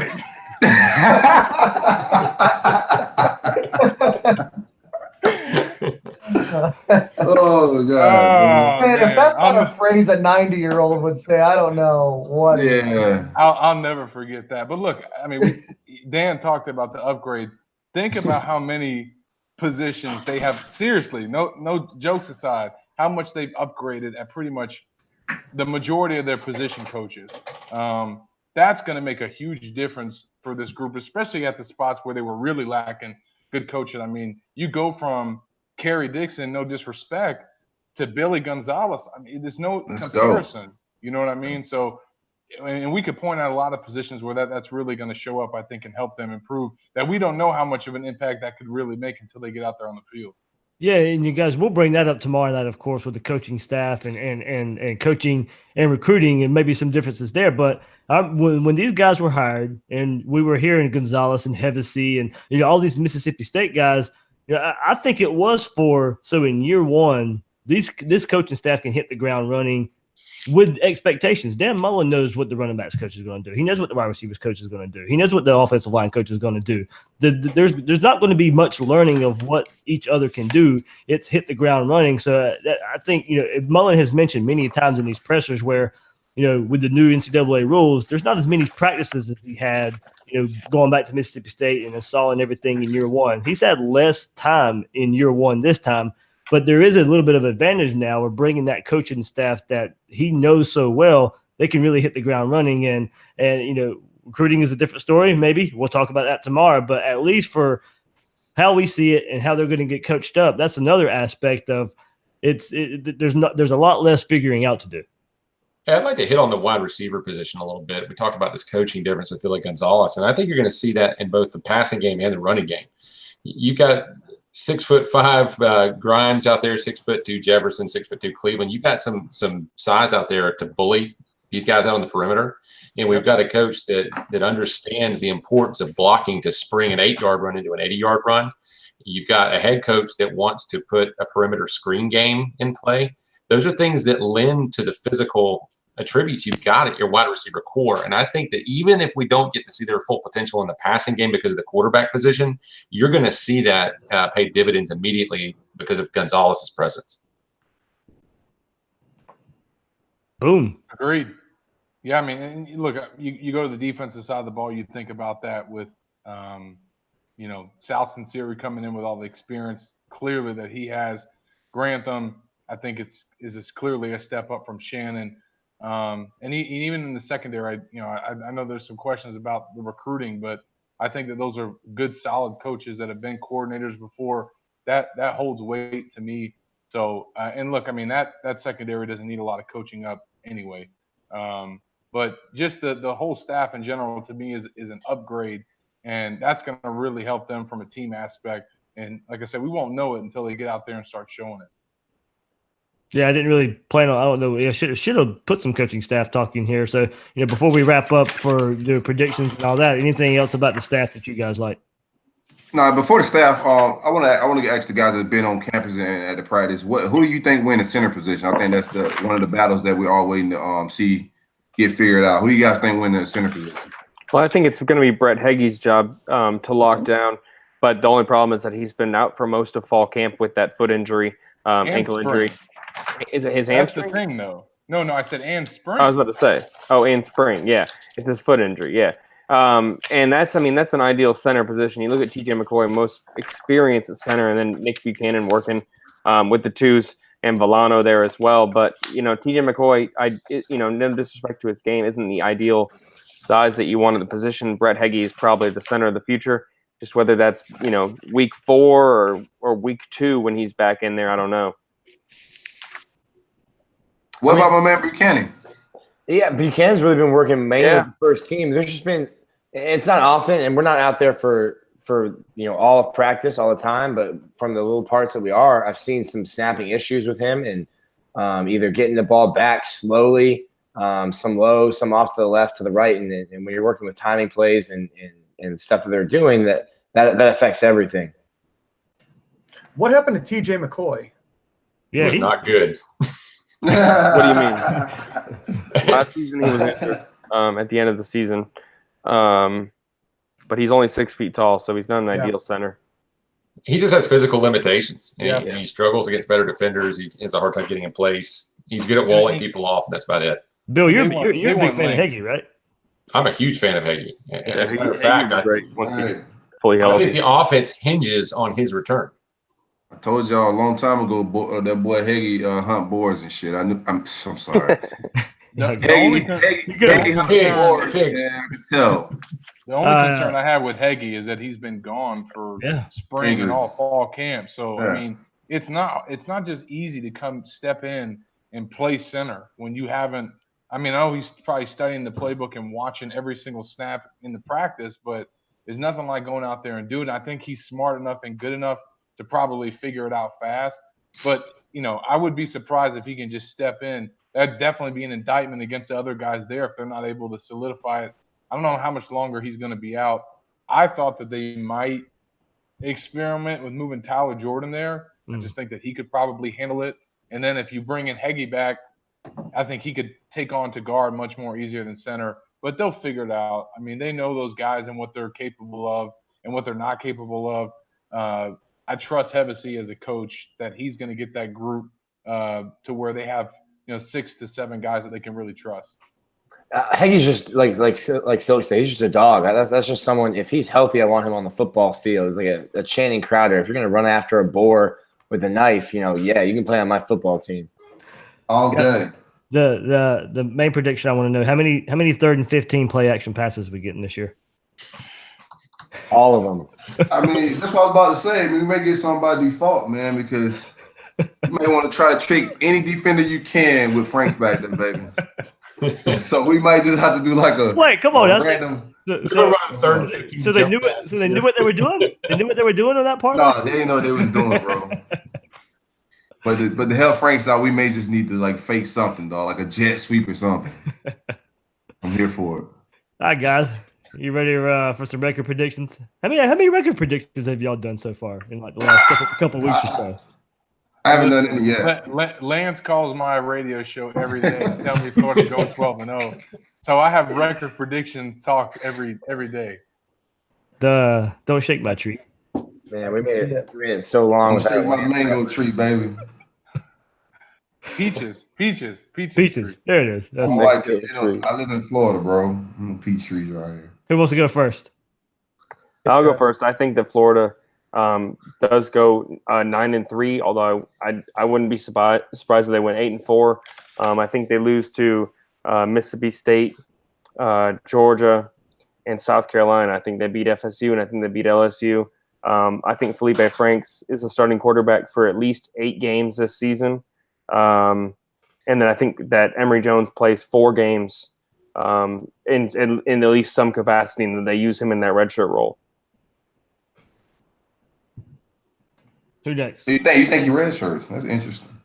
Yeah, I don't know. I think there's no way he redshirts. There's a better chance that Graham plays than Emory redshirts.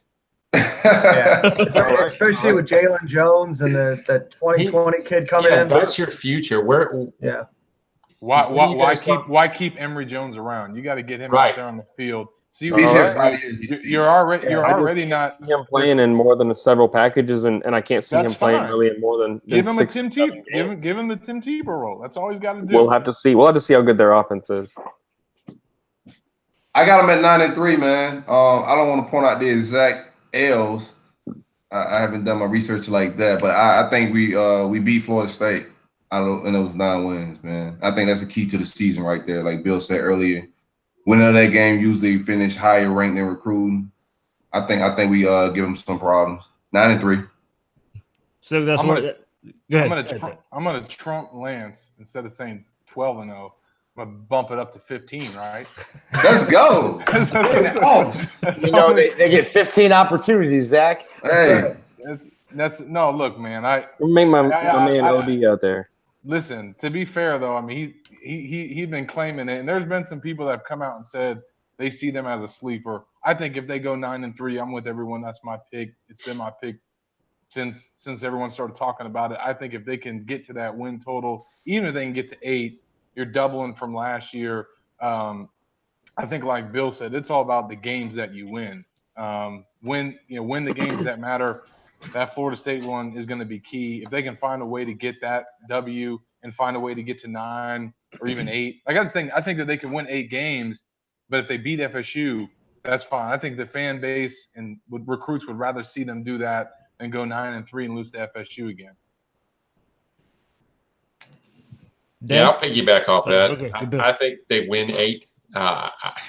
I'm so torn about this, though. The thing that I do like, I like that they catch so many other programs with first-year coaches, and that's one of the reasons I think they have a good chance against FSU.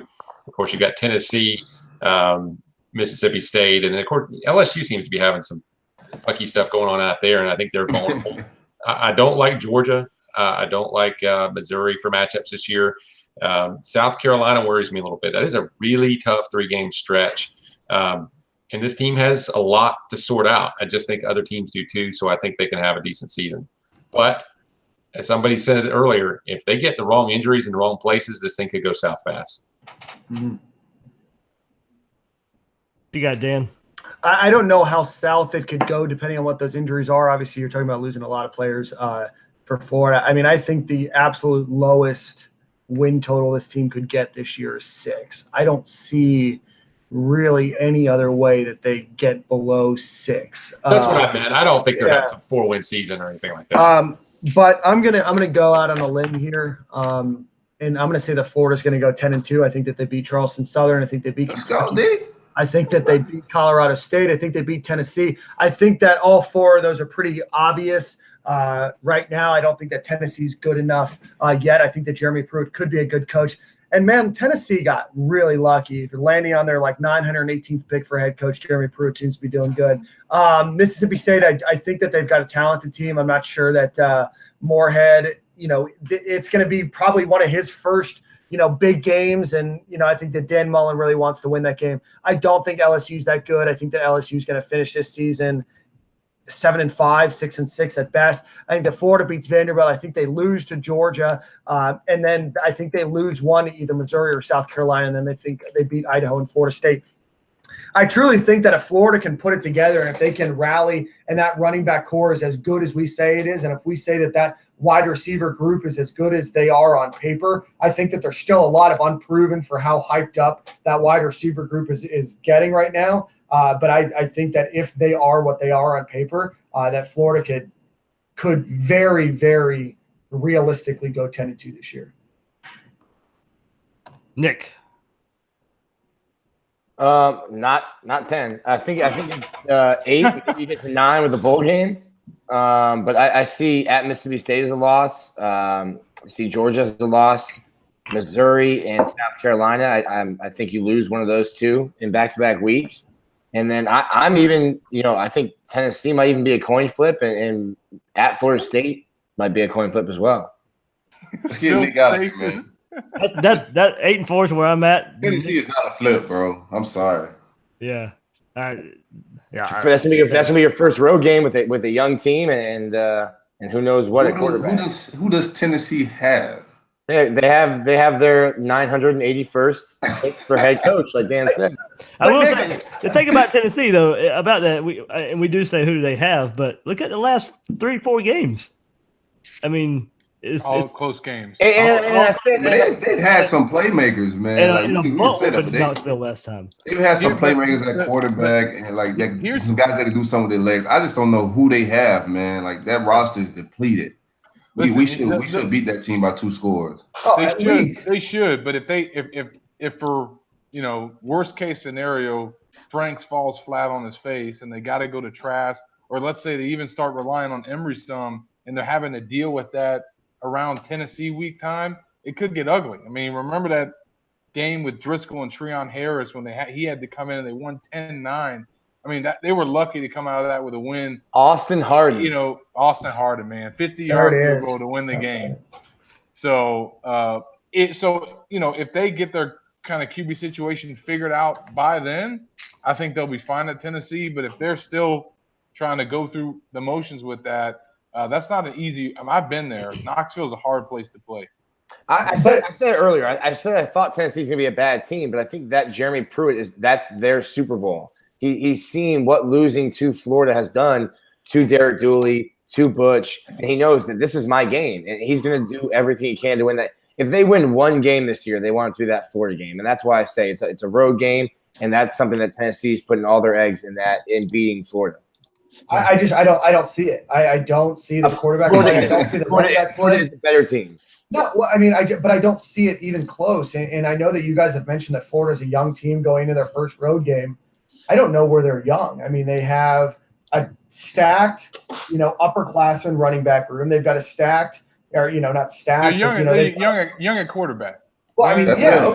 It's experience is all over the field everywhere else. Yeah. Okay, but we've already said that we don't think that quarterback is going to have that big of a role in this offense. So I'm just not sure. And we have a quarterback that beat Tennessee last year. He didn't have, a lot of plays last year, or a lot of great moments, but he did have that one win over Tennessee. So I don't see Tennessee doing it. I see maybe Tennessee in maybe 2-3 years having a much better roster than they have now. They've got a good coaching staff. I just don't think that there's enough talent on that team for Tennessee to even come within 10 points of Florida. Well, I haven't looked to see who's still there, but they signed the number 4 recruiting class in 2015. So you're talking about some kids that are maturing into upperclassmen now. This isn't a team that's from a recruiting standpoint. I understand that you got to have that translate to the field, but on paper there is some talent. This isn't Kentucky. On paper, even though Bill, if you look at the class, it was number 4 by numbers. Like they sound like 30-some kids. So it wasn't a whole lot of elite talent that they bagged that year, and a lot of those kids are transferred. They signed a 5-star and 15 4-stars. Recruiting. That's tomorrow. Yeah, we're going back. Excuse me, they signed 2 5-stars, Khalil McKenzie and Kyle Phillips. I don't know if those guys are still there. That's what I'm saying. Like those, I don't even know those guys on the roster. Yeah. Is there any guaranteed losses on this schedule next year? Georgia. Or this year? Georgia. And I'm not laying down on any guaranteed losses, baby. I'm gonna go ahead and tell you that now. I'm too much of a homer for that, baby. where's your Guaranteed? Nah, baby. I can't give you a guarantee. We're gonna lose some games, but I ain't guaranteeing a loss to nobody. See, I've always been 8-4. Before camp started, I was leaning 9-3 with the 8-4. But with this quarterback situation still where it's at, I'm still firmly on 8-4 right now, and I can't even go 9-3 right now until I see this quarterback situation figure itself out. So Mississippi State is a loss. I got Georgia is the loss. One of Missouri or South Carolina, and I got to see it. I can't pick them to beat FSU just yet. I want to. I really want to. But first-year head coaches, this is a year to get them as well. I still think their top-end talent's a little more top-end than Florida's talent right now, and that may make the difference for a game in Doak Campbell.